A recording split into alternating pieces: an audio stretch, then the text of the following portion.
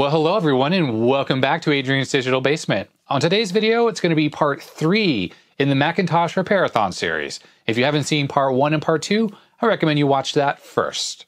For today's video, I'm going to be recapping and repairing a Macintosh Classic motherboard. So let's get right to it.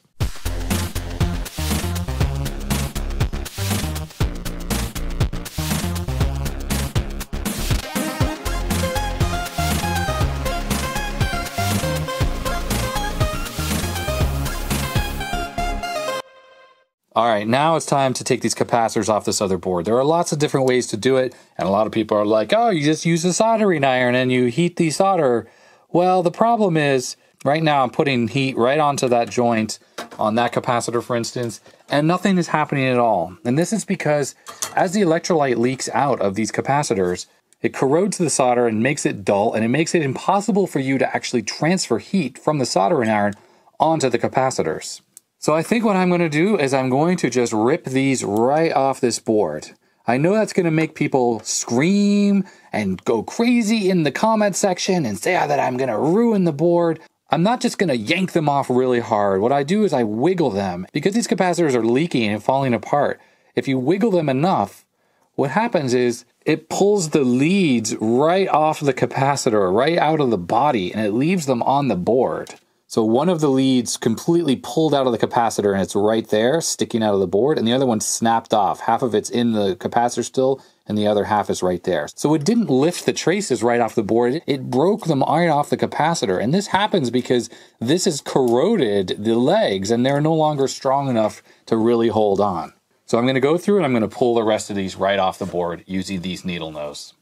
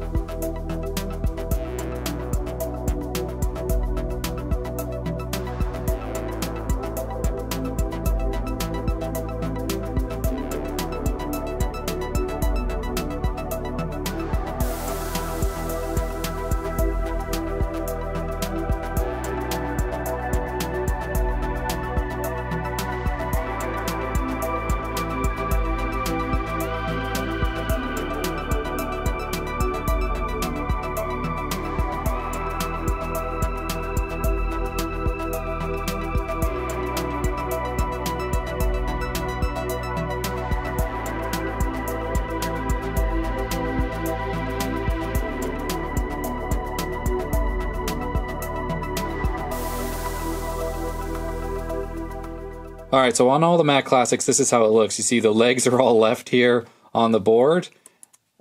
Things are a lot more corroded on the Classic too. This is a missing pad right here. This one left its legs behind, as did that one.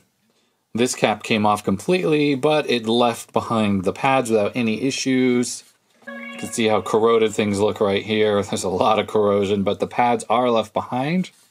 Over on this section of the board, one pad did come off, but I mean, look at the corrosion that's left behind. Here's a leg that's left behind. All of these chips are really bad and ugly looking as well. So based on the amount of corrosion on this board, the fact that only 2 pads are missing is really minimal. And actually, it didn't even lift the trace because the pad was so corroded, it just came right off. That means that we can easily just bodge a wire from the new capacitor to a nearby via that it was supposed to originally connect to anyways. So now I ripped the capacitors off. Most of the legs are still on the board, as you see here. So the way I get these off is I literally bend them back and forth until they just snap off the board. So you just grab one, move it back and forth, and then it pops off. And you just keep doing that until it snaps off entirely, and then you have this little base thing. You can just take that off. So now we have the 2 pads there left. Now part of the lead from the cap is still attached to the board. We'll have to take that off in a second, but you have to just go through. And we're just going to wobble or wiggle all of these until all the legs come off. Sometimes they're a little stubborn and I just grab them with needle nose pliers. There we go. So all 4 of the main power caps are off, but the leads are still on here. So we're going to have to use our soldering iron to remove those. So you have to heat up the soldering iron, add a little solder to the tip, and we have to try to get these off here. Now it's going to be hard. There we go. That one came off. It's sometimes hard. The solder on the board is so corroded from the electrolyte that you can't transfer heat onto it. But because there's no thermal mass of the capacitor itself, it is possible to get these off. Sometimes it's going to be a little trick, but the lead did come off, and this is it right here. And now that pad just has dirty, corroded old solder on it. So next, this is the pad here. I took the solder off. See, I can move it back and forth, and then there's no more leg on there. But that solder is old and crusty, and we need to take it off. So going to use some solder wick here to clean this up. Sometimes it's easier to get started if you add a little extra solder onto the soldering iron, and that will help transfer heat into the solder wick. And you can see it melts the solder underneath, and you want to absorb. What's happening is the solder wick itself is absorbing any solder that's on the board. Solder wick is easier to use once it's heated up. Once you're started to use it, the whole thing gets kind of hot, and it makes it quicker and easier to kind of go through and do a bunch of pads all together. And when you're done, the pad's going to be flat, as it's going to be clean of most of the solder. And when switching to the other board, I've gone ahead and removed all of the legs and gone ahead and cleaned all of the solder pads. And everything on this board cleaned up quite well, actually. None of the pads are damaged, and this should be very easy to repopulate with capacitors. So I have 3 motherboards that are all cleaned up, and they all need new caps. Unfortunately, I went through my capacitors, and I only have enough capacitors to do one of the boards. I looked at everything that's needed on the Classic 2 and the Classic 1, and you'll see that written here. And I really only have enough caps to do one of the Classic 1s, and the bottleneck is the 47 microfarads. I only have 7 of those. So really the question is, which of the 2 Classic 2 motherboards should I do? This is the number 3 board and the number 4 board. Both of them cleaned up really well. No pads were lost. All the pads cleaned up really nicely, so it'll be really easy to solder the new caps on. I'd say the number 3 board probably has a little bit of extra corrosion inside of these traces under the solder mask that this board, the number 4 board, doesn't have at all. But I'm hesitant to do the number 4 board right now because this is the one that produced the SADMAC when I first turned it on. Instantaneous SADMAC. And there were lines inside of the graphics when that SADMAC was up, which to me indicates that perhaps there's a problem with the RAM on this board as well. The number 3 board's a big question mark because the machine that it was in had a bad power supply. That was the one with the bad power supply. So this board might have actually started up fine, but we didn't see anything because it didn't even get a chance to. So I think because I think there's bad RAM in the number 4 board, I'm going to recap the number 3 board first, and we'll see if it works. My intent is to get one of these 2 working so I can use that to test all 4 of the classic machines, CRTs and chassis and everything like that. I want to see how good the CRTs are, and I need at least a working motherboard to do that. Yeah, so okay, let's recap the number 3 board. Now, if you watch my Mac 2 CI recapping video, you know I like to use tantalums when I recap things. For me, it gives me peace of mind that they're not going to leak again in the future. Not that I particularly care about the Mac Classic motherboard, but this is what I had in stock, so I'm going to use up what I had.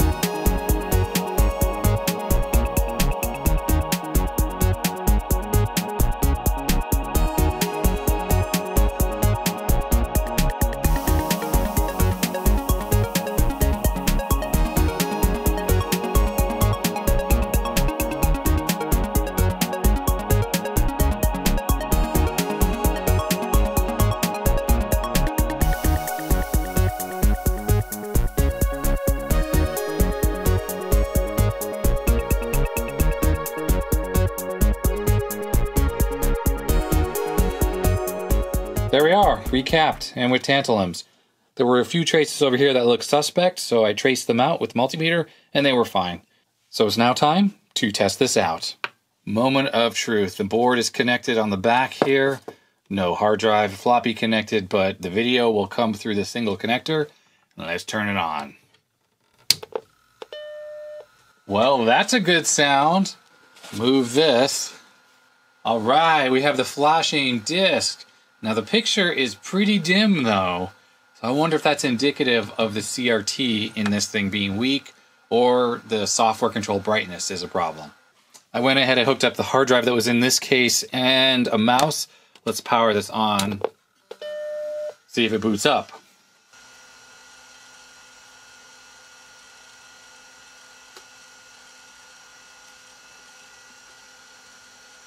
Cool, booted up no problem. Let's go to the control panel and try to turn the brightness up. So there we go, software controlled. And you know what? So that looks good maxed out. The picture's still sharp and needs a little bit of geometry adjustment, but that's nothing I can't fix. I did note here on number 4 that this had minor screen burn, so this might not be the best CRT. It's probably a high hour one, but hey, it's working. Unfortunately, because there's no battery in the motherboard, it's not going to remember that setting. If I shut down the machine and turn it back on, I mean, it will probably go back to that dim brightness setting. And let's just give that a quick test. With that quick power cycle, it did retain the brightness setting, so whatever. I will need to put a battery in if I want this to last more than a few minutes, I would imagine. So for a battery, I'm not going to reuse this 3.6 volt lithium. I am going to install a CR2032, which is the 3 volt battery, and I will wire it in bypassing D1, which is a diode here, to protect if you insert this battery backwards. And I'll wire it right into this Wiha right here. That's because this has a 0.6 volt drop, and I don't need to worry about reverse polarity on a CR2032 in a holder. So why don't I just bypass this, and that way I won't be dropping 0.6 volts off a regular 3 volt CR2032.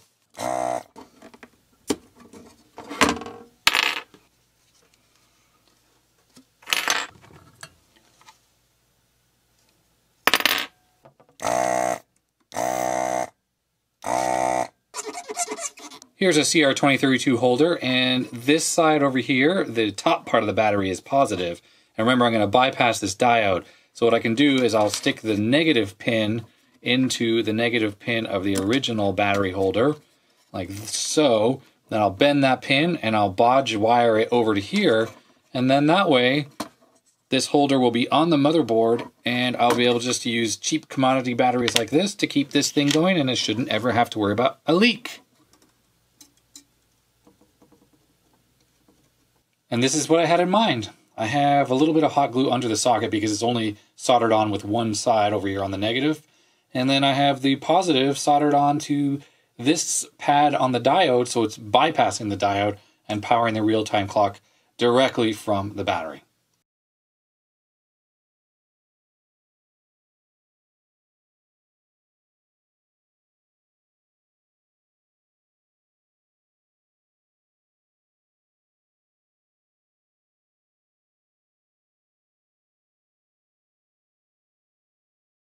So I've been playing around with this Mac Classic board, and I've actually discovered 2 faults.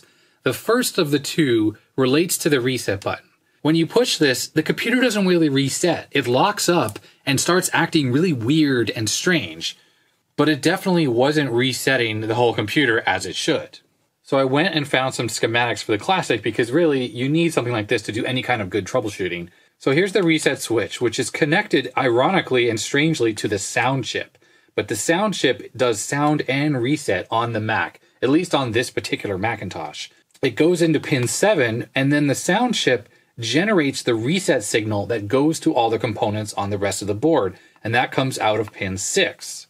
Now on this page of the schematics, it shows it going up to the Wiha, but it also has it branching off here, and it goes to reset, and there's a pull-up resistor, 1K to 5 volts probably. So I have the handy-dandy logic probe out, so I can start poking around to see exactly what's going on the output. So let's turn the computer on. And I know this is a little precarious. There's just no easy way to do it because the power cord is so short on this. All right, so if I push the reset button, you'll hear it doesn't really work. Nothing's happening at all. Sometimes the computer makes some strange buzzing noises, but it's definitely not resetting. I'm gonna reset it itself. All right, logic probe. It's definitely working. So here's the sound chip on the board, and I have marked the reset pin. So I'm currently on the output pin. Now, first off, it should be pulled high right now, and there's no sound, which means it's not being pulled high. And if I push that reset button, so as it's pushing, it goes low, which is normal. That's what the reset pin should do, but it should be going high. There's that random buzzing. So something is broken right around this area. Now what's handy is I have this other damaged Mac board, which I've removed these chips on, and I actually removed the sound chip, which is right here. So I could see what was going on with the traces underneath the chips. And I was able to see the pin 6 trace, which is this one right here, goes down here and over to that via right there. And then it also goes up here to something up in this part of the board. So after looking at that other board, I could see it runs from goes under this chip and comes out here, goes under this capacitor, which was very leaky. Anytime you have leaky capacitors, you can be pretty sure that traces are damaged, and it ends up at this via right here. So that via is actually pulled high right now. So the pull-up resistor is on the bottom of the board over in this area, but it's no longer connected to this pin right here on the sound chip. So there's a break somewhere in that trace, either under this chip or under this capacitor or somewhere in this area. So I just need to bodge from here to that pin, and that should reconnect things together. The reason why the computer's not resetting is this reset line runs up here to some stuff over here, but it's not making its way to the CPU, which is this chip right here. And because it's not hitting the CPU, it's not actually resetting the machine. All right, trying to install a bodge. Now, unfortunately, because of all the cap leakage, the solder is not cooperative for soldering, unfortunately. I'm going to try to sand away a little bit here. All right, I think the sanding did the trick. I think I actually got some solder on there. It's on there, but unfortunately when capacitors leak, it's so insidious because it corrodes all of the solder and it makes it impossible to solder onto it because it basically turns it into sort of a Swiss cheese. I don't really know, but you touch it with the soldering iron and it will not melt. Nothing happens at all. Now it's going to be the same problem with the sound chip here. Hit it with some flux. It's literally like the solder just will not stick to it. Okay, there we go. With enough flux, that worked. I'm struggling with the camera in the way. I'm going to have to move the camera so I can get this done. All right, there's the bodge wire. It's going from that pin over to that via. Let's test. With the logic probe, we'll know right away if the pin on the chip is pulled up to 5 volts, if that connection is now working. Okay, power up. There we go. It's pulled up to 5 volts.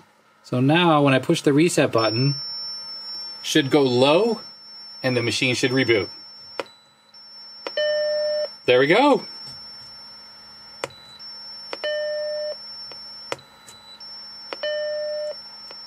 Okay, one problem solved. The next problem seems to relate to the floppy drive. I have an external floppy drive which I was testing with, and I found that neither the external or the internal floppy drive works at all, actually. Here's the external floppy drive, and if I turn on the machine, what happens is it goes through its little diagnostics. This accesses for a split second, but it doesn't actually see any floppy disk inserted. There's a disk in here, but if I push the eject button, nothing happens, and the machine always flashes with a question mark. Even the internal drive, same exact problem. It's as if it's not seeing the drive at all. So again, with the schematics for the Classic, this machine uses a SWIM chip, which is a Super Wozniak Incredible Machine. This is the chip that does all the floppy drive control. And the SWIM, specifically the Super version, does the 1.44 megabyte floppy disks. The older machines only support 800K, only have the Wozniak Incredible Machine, the WIM chip, not the SWIM chip. The SWIM chip is all pretty much integrated. It's got data bus connections, it has an enable pin, clock, some other signaling, and over here are the ins and out pins that go to the floppy drive, the external connector, and also the internal connector. That's what's going on right here. So really what all I need to do is just test with the logic probe, and let's look at all of these pins hooked up to the disk drive and see if they all have activity on them. I mean, the chip itself could be bad. Maybe there's a problem with the data bus. Maybe there's a problem with the enable pin. It's just that the computer seems to boot up without a SAD MAC. And I have a feeling if this chip is missing or not working, we'd probably just get a SAD MAC altogether. And that leads me to believe there's probably an issue on this side of the chip, talking to the floppy drive. This is the SWIM chip right here.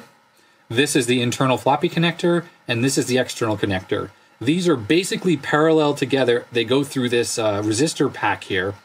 And the only difference is there's an extra enable pin that selects either this drive or this drive, and there might be one other signal that's unique between these two, but everything else is just all shared, which is why you can't access both floppy drives at the same time. It's either this one or that one. So with a connector like this, there's a notch right here. The pins go 1, 2, 3, 4, 5, 6, 7, 8, down all the way through 20 down here. So it looks like every pin on this connector is actually used. It's either connected to ground, 12 volts, 5 volts, or it has a signal that goes to the swim chip. So I should basically get something on every single pin. So let's start here. And that's ground, and yep, looking at the schematic, that's what that should be. Pin 2, that's the PHO pin that goes to swim. Pin 3, that's a low signal. Pin 4 has nothing. Let's go through the rest of these quickly. 5, 6, 7, 8, 9 has nothing on it. Let's check. Actually, pin 9 doesn't go to anything. It has nothing on the schematic. 10, 11, 12, 13, 14, 15, 16, 17, 18, 19, 20. Okay, so the only pin that's not working is 4. Pin 4 there, which does nothing. Yep, nothing's on there. It goes to pin 32 on this large chip. And there's a notch right here, a little bump. That's pin 1. And then there's the angled corner. That's the direction you're going to count. And I happen to know that pin 32 is this pin right here. And sure enough, that signal is there. So there is a signal there. And yet, pin 4 on there has nothing. So I'm going to wager there's a break between this pin 32 and pin 4 on here, which also goes through to the external floppy drive. And that is preventing the drive from working. Let's put a bodge wire. Okay, looking closely, there's a pin 32, and it has a trace that goes over here, and there's a via right here. So see the number 2 that's upside down? It's not that via, but it's the one right to the right of it. That is the connection that comes from pin 32. Let's tone that out and see if that's actually connected. It's not, and I can see that trace goes all the way around, and it doesn't look damaged. So somewhere there's a break, and I'm thinking it's probably right here. It looks like there's a break. So the pin right next to it, 33, goes to this via here that's right over the 2. And that works. But the one for 32, that signal that's missing, it is not going through all the way. And unfortunately, the trace is partially obscured underneath this connector. So it's possible it's broken there, but it can be really hard to see. I'm going to use my little magnifying loop here to try to see as close as I can to see if I can see where that's broken. So I'm not really able to see any break, but I think what I'm going to do is I'm going to scrape off some of the solder mask on the trace over here, and I'm going to test for continuity right on the copper on the trace itself from this spot over to there and see if the break is right at the bottom of this chip. Yep, that's exactly where it is, because now I have continuity from that via to the copper that's right next to the chip leg, but the chip leg itself doesn't have any continuity. So I am going to try to scrape off as much as I can right next to it. And then what I'm going to do is I'm just going to blob on some solder and hope that reconnects this pin. So I'll just put some flux in that area there. And let's apply heat. And that did it. I'm touching the top of the chip. And I'm touching that via. And we have continuity. And let's check pin 4. And there we go, continuity. That was the fix. I have to say, what surprises me about this, and we don't know if this actually fixes the problem yet, is that there's not really any corrosion over here. The capacitors that leaked were over here by the power connector and not over here by the SCSI connector. So why exactly was that trace broken? Boy, I can't see. I can't say. But we'll plug in my floppy drive. Power connector's on. And here we go. Let's power this up. We should see a little more of a seek than that was it. Look at that. It's booting. Right there into system tools. Look at that. I can't even believe that. And look, the disk ejected properly as well, because the eject button does work on Macintoshes. But presto, 2 faults found. Unfortunately, from a troubleshooting perspective, I haven't done a whole lot on this. Like, I haven't tested the serial ports. I know SCSI works because it was booting that hard drive. I know ADB is working. I don't know for sure if the external RAM port works. So I feel kind of lucky that this board booted up at all, considering the reset circuit was screwed up and the floppy drive had that 1 pin. But let's hit the reset button. It should reboot. Easy peasy. I find it fascinating that the random floppy I booted is actually system 5.3, and that's way older than the Mac Classic, but yet the Classic is so similar to the Mac SE or the Mac Plus that you can even boot this old software on it. It's pretty hilarious. Well, that's going to be it for part 3 in the Macintosh Repairathon series. In part 4, I'll be getting to testing all the power supplies in all of these Macs and more. So if you like this video, I'd appreciate a thumbs up, but if you didn't know what to do, you can hit that thumbs down button. Hit that subscribe button to subscribe to my channel, it really helps. And of course, hit that bell icon if you want to be notified when I post new videos. Put your comments and your suggestions down in the comment section below. I really appreciate it when you do that. And that's going to be it. Thank you very much for watching. Stay healthy, stay safe, and I'll see you next time. Bye-bye.